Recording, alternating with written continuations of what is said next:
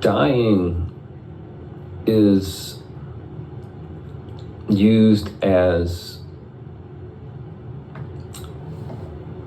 a simile for the result of spiritual practice. Anything that involves dying before you die, in some sense, there's spiritual development associated with that,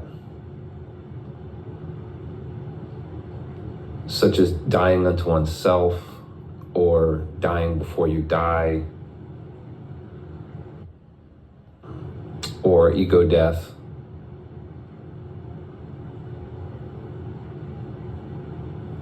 It suggests that the spiritual path is not one of accumulating. It's one of losing. So, in liberation, there are different senses in which there's a death.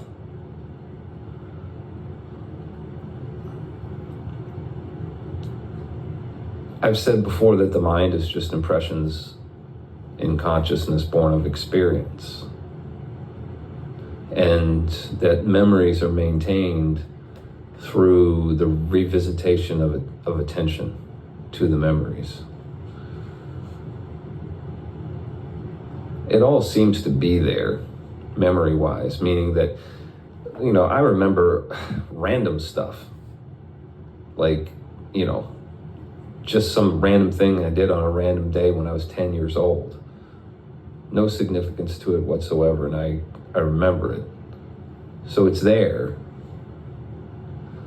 but it's getting revisited, because it's not like this random moment that I remember. It's not like I haven't thought of it in the last several decades. It has reappeared on occasion.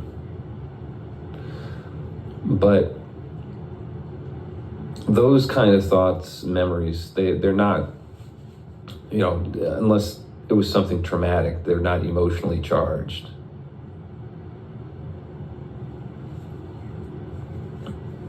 So those don't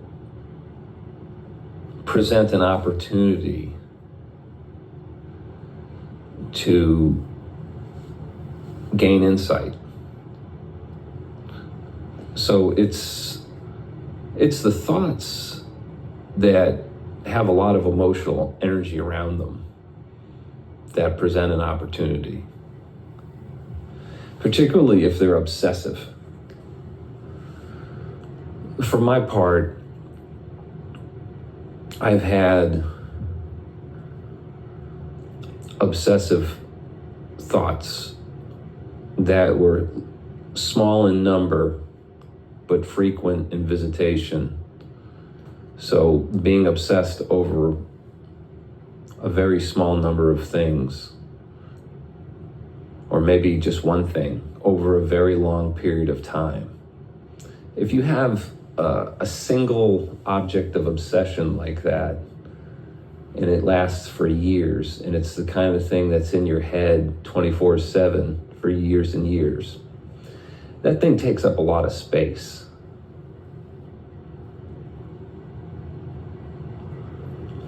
And if you deal with that thing and you ultimately kill it, see it die, it can do things energetically to you. So most people, their thought loop is kind of a good, diverse mix of things.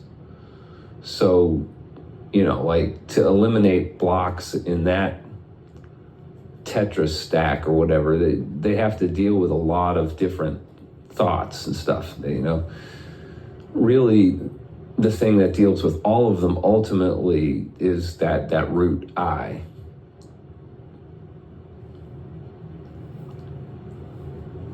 That's the one thought that facilitates all the relational thinking. So that's the main line that leads to all these other thoughts. So, people will try to deal with like each individual unwanted thought or unwanted thing in their mind, whatever obsession it may be.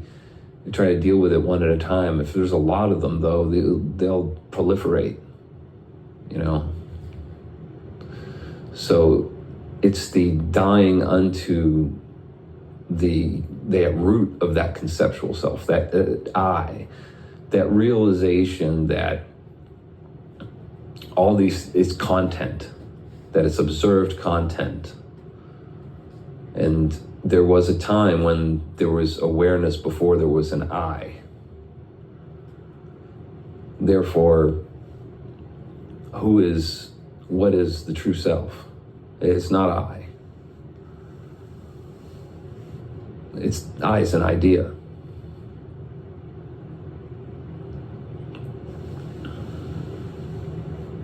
It's what's aware of I. And that is mysterious. That's the hard problem of consciousness.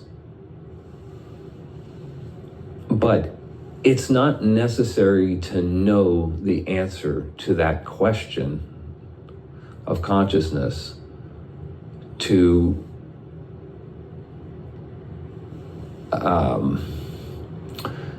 experience a change in the way that reality is perceived that grants insight.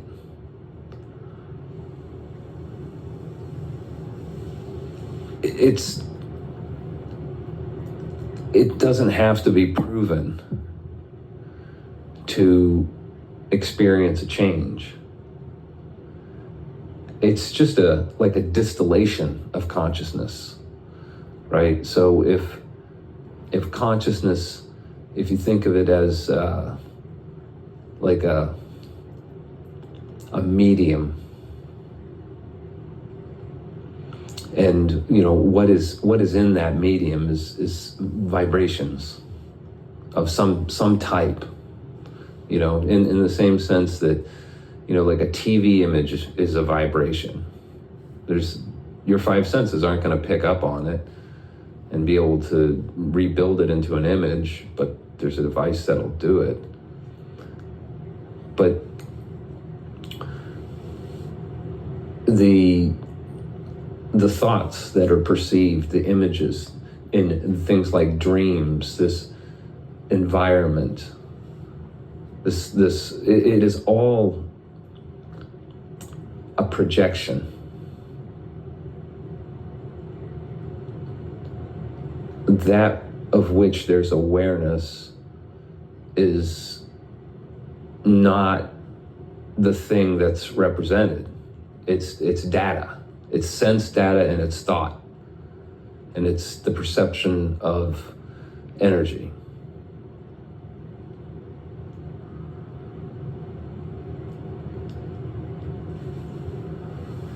That is, it's a representation. That's what's perceived.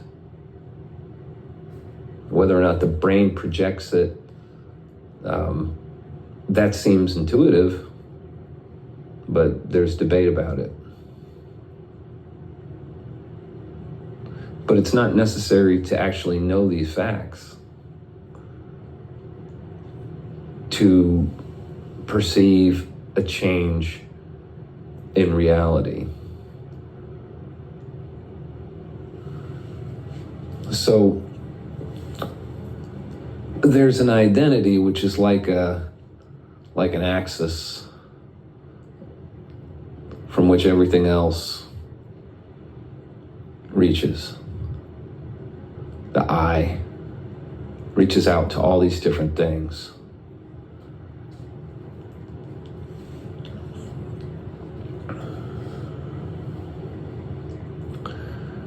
But if that I no longer reaches out, if it is surrendered back to its source, then all those little balloons, they essentially cut away. All those thoughts, they're like balloons that are cut away, like a bundle and someone just comes by with scissors and snips them. They all just float away because they don't relate to that one hand anymore. And then there's space. But that space is not like the grave. It's not like a death. It's like that space is filled with energy.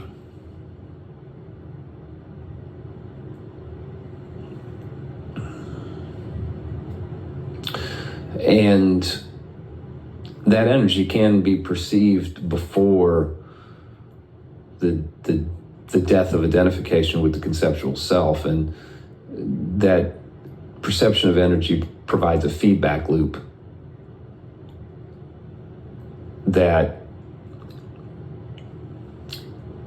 informs one as to delusion. So the pain one feels when something is threatened or insulted with which one identifies, and that identification is the delusion. And the space that is filled with the energy is there to react a certain way. And it informs of this belief. So there's this belief that something is important or related to the identity, and it's offended, and there's pain. A normal person, what the Buddha would call an uninstructed worldling, would react to that affront. Either there would be suppression that just adds to the volcano buildup, or some expression, be it verbal or physical. But for one who's died unto the identification with form, it's like there's no person presented. There's just it's all the same. I mean, conceptually, there are certainly is an understanding of right and wrong and gain and loss, and there's an understanding that other people will feel a certain way at things, and sometimes you just have to play along.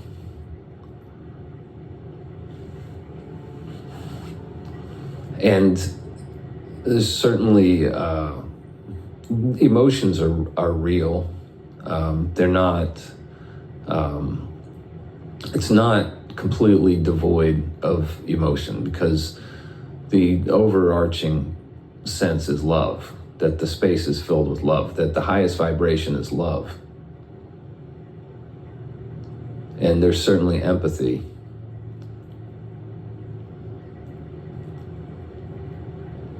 There's just not being offended. You know, the more easily one is to be offended,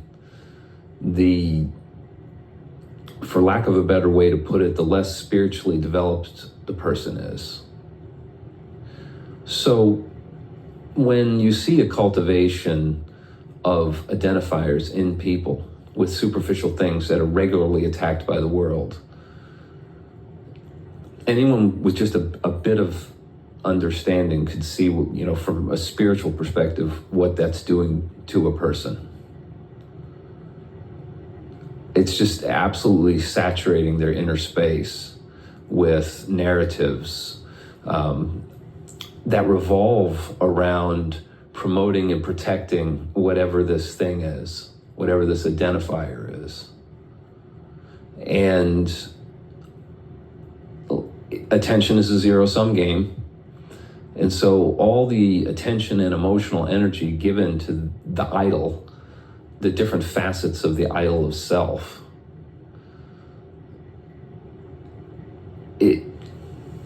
it precludes the perception of the truth. And not the truth that's denominated in thoughts, facts, words, numbers, not that kind of truth, but rather not like a truth that's represented symbolically somehow, but rather the truth of what actually is while it's happening. That's real. That's as real. That's the realest thing that can be encountered. Everything else is just a thought or a feeling. But when there's constant obsession over self, that's not perceived. There's something missing. And it's beyond the five senses. So there's the sense that knows what thoughts are appearing. That awareness, ultimately. There's something in most people that there's no memory of perceiving. So that sense is not even really known to exist.